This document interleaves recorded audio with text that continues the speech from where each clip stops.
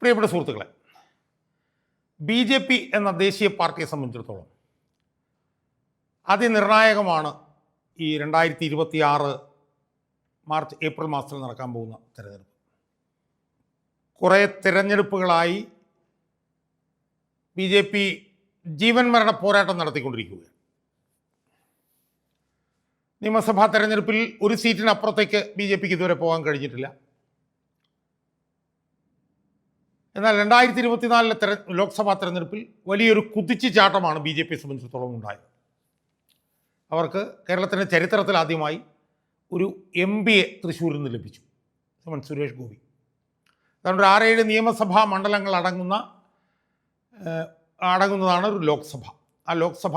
ആ ഒരു ലോക്സഭാ സീറ്റ് സാമാന്യം 10,75,000 വോട്ടിലധികം ഭൂരിപക്ഷത്തിന് സുരേഷ് ഗോപി ജയിച്ചത് BJPയെ സംബന്ധിച്ചിടത്തോളം വലിയൊരു കുതിച്ചുചാട്ടമായിരുന്നു. ഒരു മൊറാൽ ബൂസ്റ്ററായി. 2024 ആ ലോക്സഭാ തെരഞ്ഞെടുപ്പിൽ അവരുടെ വോട്ടിംഗ് ശതമാനം 19 ഉയർന്നു. അതവർക്ക് നൽകിയൊരു ആത്മധൈര്യം ചെറുതായിരുന്നില്ല.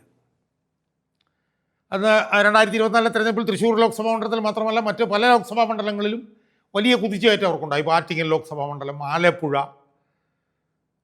ഒരുപാട് ലോക്സഭാ മണ്ഡലങ്ങളിൽ, ഇവൻ കണ്ണൂർ ലോക്സഭാ മണ്ഡലത്തിലൊക്കെ പോലും അവരുടെ വോട്ടിൻ്റെ ശതമാനം കുതിച്ചു കയറി. അപ്പോൾ അവർക്ക് വലിയ ആത്മധൈര്യമുണ്ടായി. അപ്പോൾ ആത്മധൈര്യത്തിൻ്റെ അടിസ്ഥാനത്തിലാണ് അവർ പഞ്ചായത്ത് തെരഞ്ഞെടുപ്പിലേക്ക് പോയത്. 5,000 വാർഡ് 10,000 വാർഡ് എന്നൊക്കെ പറഞ്ഞിട്ടുള്ള ചിന്തകളിലേക്കൊക്കെ അവർ പോയി. എന്നാൽ നിർഭാഗ്യവശാൽ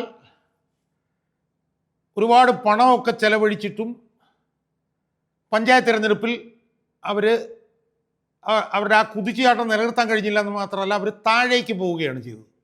2024 കിട്ടിയ 19% വോട്ട് ഏതാണ്ട് ഒരു 14% വോട്ടായി കുറഞ്ഞു. ഒരു കോർപ്പറേഷനിൽ ജയിക്കാൻ കഴിഞ്ഞു, കുറച്ച് മുനിസിപ്പാലിറ്റികളിലും കുറച്ച് ബ്ലോക്കിലും ഒക്കെ ജയിക്കാൻ കഴിഞ്ഞു. 126 പഞ്ചായത്തിലാണ് ആകെപ്പാടെ ജയിക്കുന്നത്. 1000-നടുത്ത് പഞ്ചായത്തുകളുള്ള കേരളത്തിൽ 126 പഞ്ചായത്തുകളിലാണ് അവർക്ക് ജയിക്കാൻ കഴിഞ്ഞത്. തിരുവനന്തപുരത്ത് കോർപ്പറേഷനിൽ അവർ ജയിച്ചു, എന്നാലും കട്ടിച്ച് ജയിക്കാൻ കഴിഞ്ഞുള്ളൂ. അവർ വല്ലാതെ താഴോട്ട് പോയി. എന്ന് മാത്രമല്ല, അവർക്കൊരു MP ഉണ്ടായിരുന്ന തൃശ്ശൂർ കോർപ്പറേഷൻ തെരഞ്ഞെടുപ്പിൽ BJP 3-ാം സ്ഥാനത്തേക്കാണ് പോയത്. ആലോചിച്ച് നോക്കണം. ലോക്സഭാ തെരഞ്ഞെടുപ്പിൽ MP ഉണ്ടായിരുന്ന ഒരു കോർപ്പറേഷൻ, അവിടെ തൃശ്ശൂർ കോർപ്പറേഷൻ തെരഞ്ഞെടുപ്പിൽ 3-ാം സ്ഥാനത്തേക്ക് അവർ പോയി. തിരുവനന്തപുരം കോർപ്പറേഷനിൽ വിജയിച്ചുവെങ്കിൽ പോലും ഏതാണ്ട് 51-52 സീറ്റ് മാത്രമാണ് അവർക്ക് നേടാൻ കഴിയും. നേരത്തെ 35 ഉണ്ടായിരുന്നു, അതിൽ 10-16 കൂടി. മറ്റ് പല കോർപ്പറേഷനിലും അവരുടെ സീറ്റുകളുടെ എണ്ണം ഇരട്ടിയാക്കിയൊക്കെ വർദ്ധിക്കുകയൊക്കെ ചെയ്തു. ശരിയാണ്. പക്ഷേ അങ്ങനെയൊക്കെ വർദ്ധിച്ചു എന്ന് പറയുമ്പോഴും സംസ്ഥാന തലത്തിൽ പഞ്ചായത്ത് തിരഞ്ഞെടുപ്പിൽ അവരുടെ പ്രകടനം പരമ ദയനീയമായിരുന്നു എന്നതാണ് വസ്തുത. ഏതാണ്ട് 19% നിന്ന് ഏതാണ്ട് 12%ലേക്ക് അവർ. ഇപ്പോൾ കണക്ക് നോക്കുമ്പോൾ കേരളത്തിലെ 140 മണ്ഡലങ്ങളിൽ 2 മണ്ഡലങ്ങളിലാണ് അവർക്ക് ഭൂരിപക്ഷമുള്ളത്. ഒന്ന് വട്ടിയൂർക്കാവും, ഒന്ന് നേമവും. കഴക്കൂട്ടത്ത് പോലും ഭൂരിപക്ഷമില്ല. അപ്പോൾ 140 മണ്ഡലങ്ങളിൽ 2 മണ്ഡലത്തിലെ ഭൂരിപക്ഷവുമായിട്ടാണ് BJP 2026 നിയമസഭാ തെരഞ്ഞെടുപ്പിലേക്ക് ഇറങ്ങാൻ പോകുന്നത്. സുഹൃത്തുക്കളെ, എനിക്കിന്ന് ഈ വീഡിയോയിലൂടെ എൻ്റെ പ്രേക്ഷകരോട് പറയാനുള്ളത്, 2026 തെരഞ്ഞെടുപ്പിൽ BJP അപ്രസക്തമായിരിക്കും എന്നുള്ളതാണ്. BJP 2026 തെരഞ്ഞെടുപ്പിൽ ഒരു നേട്ടവും ഉണ്ടാക്കാൻ പോകുന്നില്ല എന്നുള്ളതാണ്. BJP ഏതാണ്ട് അപ്രത്യക്ഷമാകും എന്ന് ആണ് ഈ വീഡിയോയിലൂടെ എനിക്ക് എൻ്റെ പ്രേക്ഷകരോട് സൂചിപ്പിക്കുക. സുഹൃത്തുക്കളെ, BJP 19% വോട്ടിലേക്ക്, ഇപ്പം നമ്മൾ 12 എന്നുള്ളത് 19 ഏറ്റവും കൂടുതൽ കിട്ടിയ ശതമാനം 2024. അതിലേക്കൊക്കെ ഉയർന്നു വന്നത് എങ്ങനെയാണ്? ആ 19 നല്ല ശതമാനം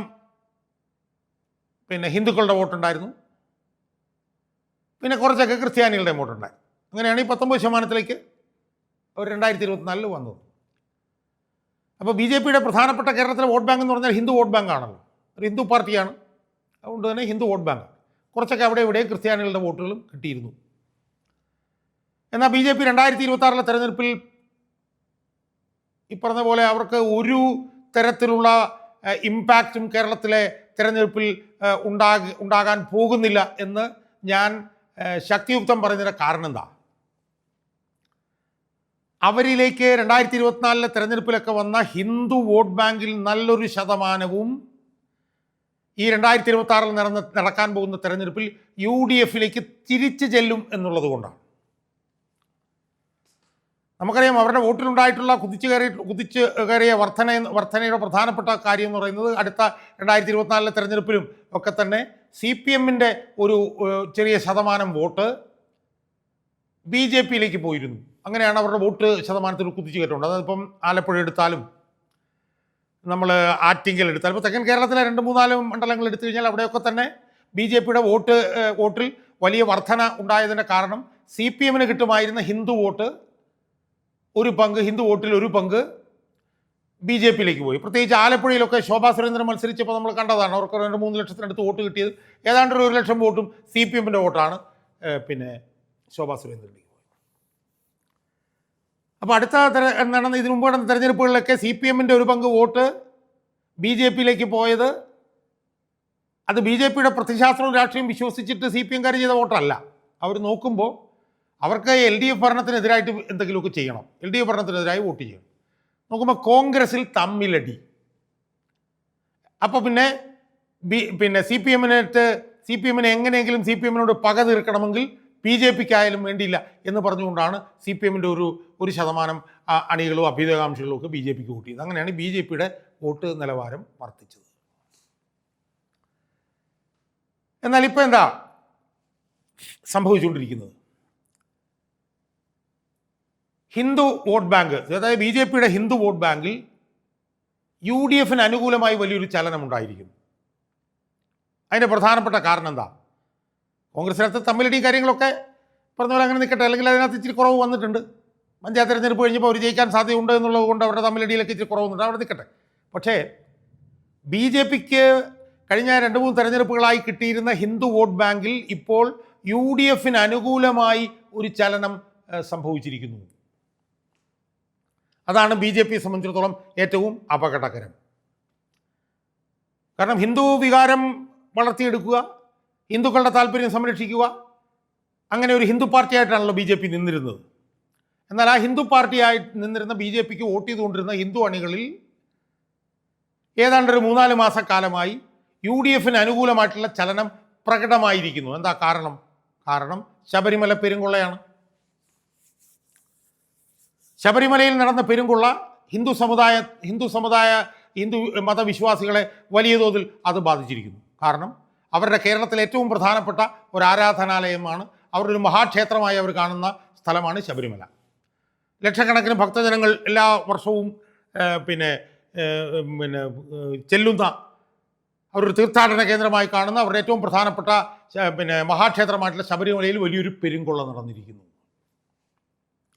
ആ പെരുങ്കൊള്ളയുടെ ഉത്തരവാദികൾ, ആ പെരുങ്കൊള്ള നടത്തിയവർ CPMകാരാണെന്ന് ഹിന്ദു വിശ്വാസികൾ അടിയുറച്ച് വിശ്വസിക്കുന്നു.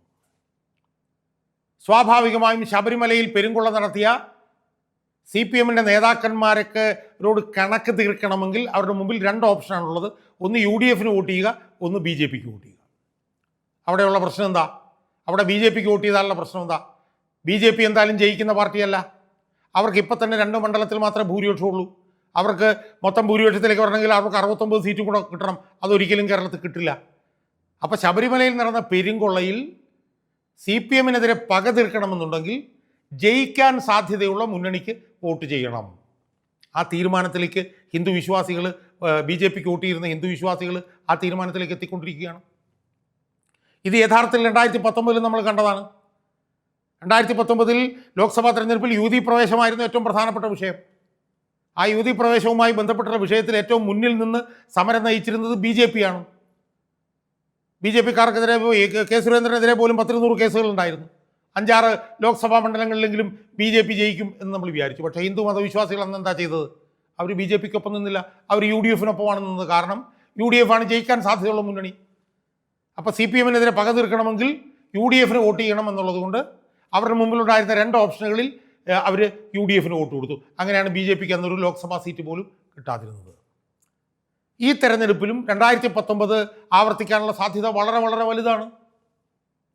ശബരിമല പെരുങ്കൊള്ളയുമായി ബന്ധപ്പെട്ടുകൊണ്ട് CPMനോട് കണക്ക് തീർക്കണമെങ്കിൽ UDFനാണ് വോട്ട് ചെയ്യേണ്ടത് എന്ന് ഹിന്ദു മതവിശ്വാസികളുടെ ഇടയിൽ ആ അഭിപ്രായ രൂപീകരണം വ്യാപകമായി നടന്നുകൊണ്ടിരിക്കുന്നു. കാരണം ശബരിമല പെരുങ്കൊള്ളയുമായി ബന്ധപ്പെട്ടുകൊണ്ട് ബി ജെ പിക്ക് വോട്ട് ചെയ്ത് കഴിഞ്ഞാൽ എന്താ സംഭവിക്കുന്നത്? ബി ജെ പി എന്തായാലും ജയിക്കില്ല. സി പി എമ്മിന് കിട്ടേണ്ട വോട്ട് ബി ജെ പിയിലേക്ക് പോകുമ്പോൾ അത് യു ഡി എഫിനും ദുർബലപ്പെടുത്തും. അപ്പോൾ അതുകൊണ്ട് ശബരിമല പെരുങ്കൊള്ളയുമായി ബന്ധപ്പെട്ടുകൊണ്ട് കേരളത്തിലെ ഹിന്ദുമത വിശ്വാസികളിൽ ബഹുഭൂരിപക്ഷവും യു ഡി എഫിന് വോട്ട് ചെയ്യാനുള്ള തീരുമാനത്തിലേക്ക് എത്തിക്കൊണ്ടിരിക്കുന്നത്. ഒരു ചെറിയ സൂചന പഞ്ചായത്ത് തെരഞ്ഞെടുപ്പിൽ നമ്മൾ കണ്ടതാണ്. ബി ജെ പി നിർത്തിയ ക്രിസ്ത്യൻ സ്ഥാനാർത്ഥികളെല്ലാം തോറ്റു. ബി ജെ പി കുത്തനെ താഴോട്ട് പോയി. ബി ജെ പിക്കും ഈ ബോധ്യമുണ്ട് എന്ന് നമ്മൾ മനസ്സിലാക്കണം. അതുകൊണ്ടാണ് ശബരിമല പെരുങ്കൊള്ളയുമായി ബന്ധപ്പെട്ടുകൊണ്ട് വലിയ സമരമൊന്നും നടത്താൻ തയ്യാറാവാതെ ബി ജെ പി വന്നത്. ബി ജെ പി ഒരു സമരവും നടത്തിയില്ല ശബരിമല പെരുങ്കൊള്ളയുമായി ബന്ധപ്പെട്ട്. കാരണം അവർക്കറിയാം സമരം ശക്തമായി നടത്തിയാൽ സമരം ശക്തമാകും, പക്ഷേ വോട്ടും കൊണ്ട് യു ഡി എഫ് പോകും എന്നവർക്കറിയാം. അതുകൊണ്ടാണ് ശബരിമല പെരുങ്കൊള്ള വന്നപ്പോഴും അവർ നിശബ്ദമായി നിൽക്കുന്നത്. അതുകൊണ്ട് അവരെ സംബന്ധിച്ചിടത്തോളം അവർക്ക് കൃത്യമായി മനസ്സിലായിട്ടുണ്ട് തങ്ങൾ കേരള രാഷ്ട്രീയത്തിൽ നിന്ന് അപ്രത്യക്ഷമാകാൻ പോവുകയാണ് എന്ന് അവർക്ക് കൃത്യമായി ബോധ്യമായിട്ടുണ്ട്. അതുകൊണ്ട് ഞാൻ പറയുന്നു, ബി ജെ പിയിലേക്ക് 2024 ലോക്സഭാ തെരഞ്ഞെടുപ്പിലൊക്കെ പോയ ഹിന്ദു വോട്ടിൽ ഏതാണ്ട് ഒരു 70-80% യു ഡി എഫിലേക്കാണ് വരാൻ പോകുന്നത്. ഇപ്പോൾ തന്നെ 2 സീറ്റിൽ മാത്രമേ ഭൂരിപക്ഷമുള്ളൂ. ആ 2 സീറ്റിലെ ഭൂരിപക്ഷം പോലും ബി ജെ പിക്ക് നിലനിർത്താൻ കഴിയും എന്നുള്ള വിശ്വാസം എനിക്കില്ല. ബി ജെ പി എന്ന് പറഞ്ഞ പാർട്ടിയുടെ വോട്ട് ശതമാനം കുത്തനെ ഇത്തവണ ഇടിയാൻ പോവുകയാണ്. ഒരു മണ്ഡലത്തിലും അവർ ജയിക്കാനുള്ള ഒരു സാധ്യതയും ഞാൻ കാണുന്നില്ല. കാരണം അവരുടെ അടിസ്ഥാന വോട്ട് ബാങ്കായിട്ടുള്ള ഹിന്ദു വോട്ട് ബാങ്ക് വലിയ തോതിൽ ശബരിമല പെരുങ്കൊള്ളയുമായി ബന്ധപ്പെട്ടുകൊണ്ട് അവരുടെ വോട്ട് ഇത്തവണ യു ഡി എഫിലേക്ക് കൊടുക്കാൻ പോവുകയാണ്. അതുകൊണ്ട് കഴിഞ്ഞൊരു 3-4 തെരഞ്ഞെടുപ്പ് എടുത്ത് നോക്കിയാൽ ബി ജെ പി ഏറ്റവും കൂടുതൽ അപ്രസക്തമാകാൻ പോകുന്ന, ഏറ്റവും കൂടുതൽ നെഗ്ലിജിബിൾ ആകാൻ പോകുന്ന ഒരു തെരഞ്ഞെടുപ്പാണ് 2026 ഏപ്രിൽ മാസത്തിൽ കേരളത്തിൽ നടക്കാൻ പോകുന്നത് എന്നതാണ് എൻ്റെ നിരീക്ഷണം.